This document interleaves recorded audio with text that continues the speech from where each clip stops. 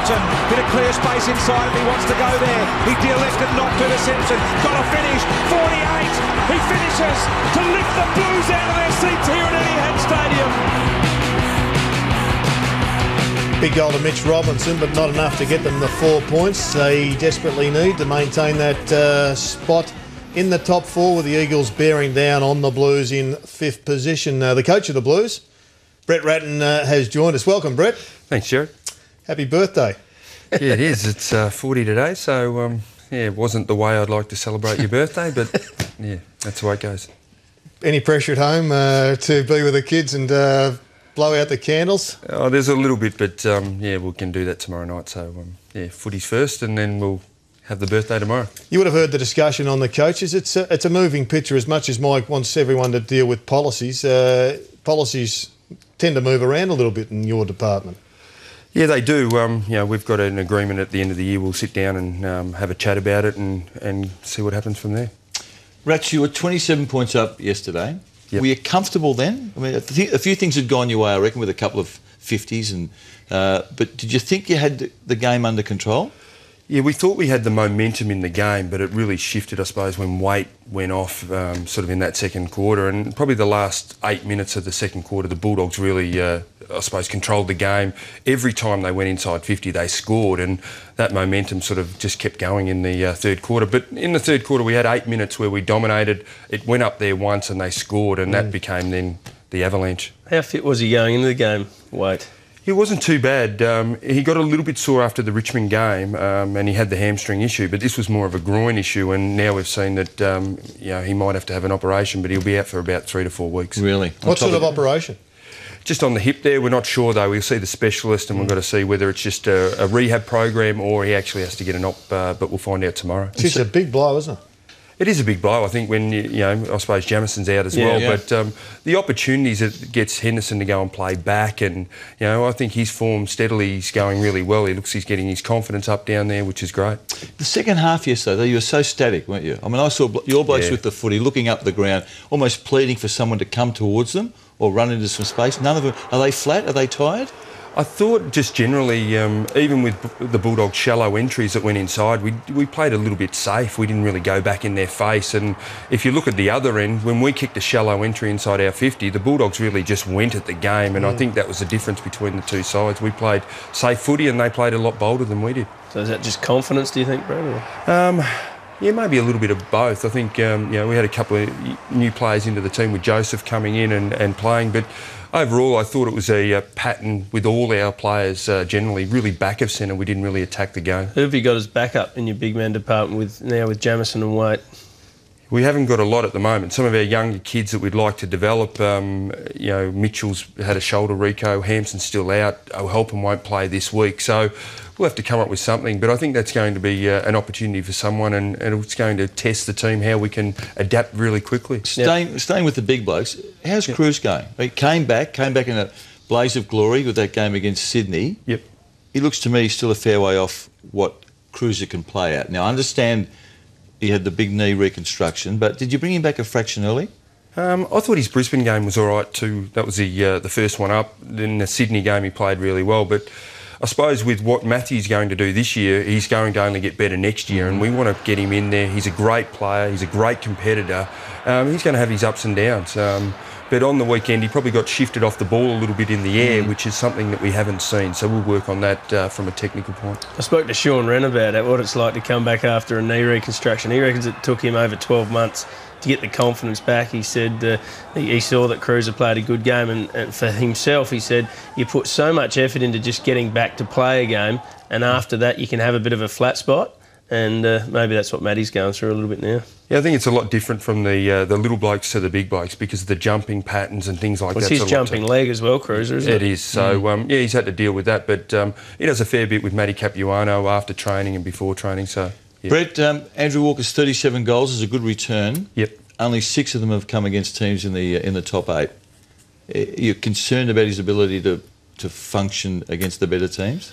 There's been a couple of weeks he's played a part for us against those teams to take players out, and you know, even against the Geelong game, he actually had to try and play on Scarlett at times to do that matchup. So I think sometimes there's a role to be played, but there's no doubt on the weekend that our forward line didn't function just generally.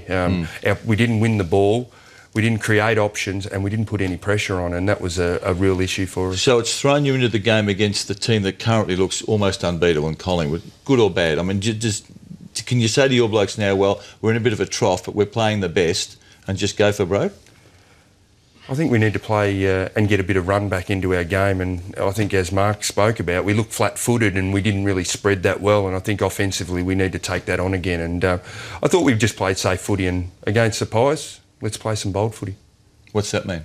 We'll take the game on a bit more. Yeah, be a bit more adventurous. Lock down on people, or are you just going to back your blokes?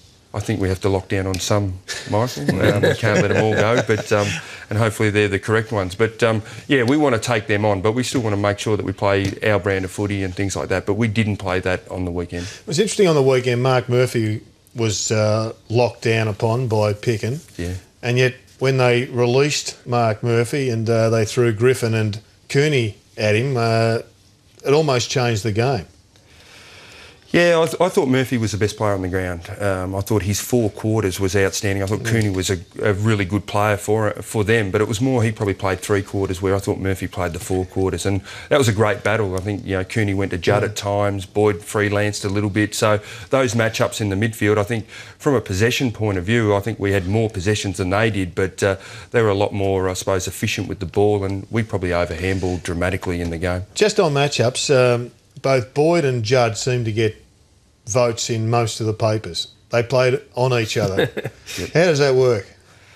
I think have a look at the coaches' votes. I think Boyd got around 3 or 4 coaches' votes. I don't think Juddy did, and I think Murphy and Cooney sort of got 9 between them. So, yeah, I didn't have Juddy in the coaches' votes. I thought he played a great game, but yeah, it was a good battle. Has Murphy been better than Judd this year? Delicate question, right? It would be, the best and fairest would be extremely close. I know from a voting point of view, some weeks it's Judd in front, sometimes it's Murphy in front, but it'd be extremely close. What's got Mitch Robertson playing as good a footy as he had this year? Is he just fitter? Is it penny dropped and he's had a real crack? Or he always had a crack. I think we've played him more in the midfield to allow him to play to his strengths. Fitter? He is fitter, there's no doubt about it. He's only 3 years into the system, so the expectation we have on some of these kids is just enormous to make sure that they come in, play AFL midfield and just run all day. It is pretty hard for them. So is there a lesson there in Nick Duigan, for argument's sake? I mean, I really am a fan of this bloke. I love the way he hits the contest and the opposition and the ball. He's very good, isn't he? But he's a mature age. He's got a mature body. It's probably something that we haven't gone for as a club, sort of outside of the AFL system, and looked at the waffle and Sandful and try and get older players into our club. And I think it's been a real good lesson for us that maybe we need to look outside a bit further and take some mature age people. When Mark Murphy re-signed with the club, he spoke about you and said you'd listen to the players and you'd become their friend as well as their coach. What did he mean by that? I suppose through leading teams, and we sit down and I get assessed like the players, and they speak about my strengths and weaknesses and things that they'd like me to keep, stop and start doing. And there's a few things there that I spoke a lot about football, and I sort of didn't touch a lot on their personal life, especially in season. And I've probably spent a lot more time to sort of know the person more than maybe just what they do on the footy field and how their rehab's going and things like that, to talk about life outside of football. And I've moved my office downstairs and really just been a lot closer to the players so we can have these chats here and there. How many years have you had that leadership program at the... This is our second now. Yeah. You've been noticed through the difference? I have. I think our group has really matured to speak a lot more honestly to each other and really give some real strong feedback, whether it's to player, player to coaches. It's been really good. Yep. When you're coaching for your future, as you are, and as a lot of blokes are this year, how difficult is it to cope with one that gets away when you thought you could win it? I suppose that was the Geelong game, wasn't it? That we probably thought. But I mean, you wouldn't have gone into that expecting to beat Geelong. You'd be. No, yes, we did, Michael. Yeah, but I mean, you can live with it. If you lose to the top 2 teams, it seemed to be more acceptable, isn't it? This is losing to the West Coast here and probably to the Doggies. You would have certainly thought you would have won one of those 2, wouldn't you? Well, when we go into the season, we think we can win every game, and it doesn't matter whether they're on top or wherever they sit. We think we can win every game, and the ones that get away are the ones that you probably regret and there. But I suppose it's addressing them really quickly as a coach and to make sure that we don't have those hiccups and they roll on. And we're going to have to change a little bit this week with maybe our forward line structure because of personnel. But I think it's going to create some opportunity for someone and make us a little bit more creative as a coaching group, which, let's see if something comes out. Can I ask you one before you go? You've got three big men. You've got Hampson, Cruiser and Warnock. When they're all right, who's your number one ruckman? See, I like Hampson. I think you miss him. I'm a Hampson fan. Does he come back into your best team? I think Sean, when he started in the season when Matthew wasn't there, was sort of showed bits of form. But when I suppose he took over from Robbie, I thought he played some fantastic footy for us. So he's developed. Robbie's playing not bad football at the moment. Let's wait and see when the three are back. Thanks, Brett. No problem.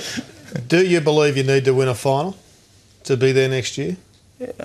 I'm not sure. I think our group has improved enormously in the players. I think Yaron has taken another step.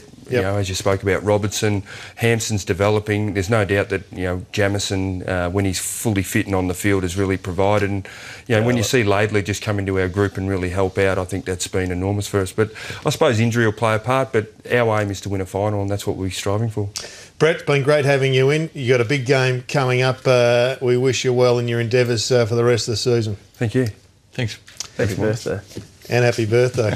Brett Ratten, coach of the Blues, our special guest on the couch. More to come after this, including a look at the Bombers. Do they need to put a ruckman up for sale?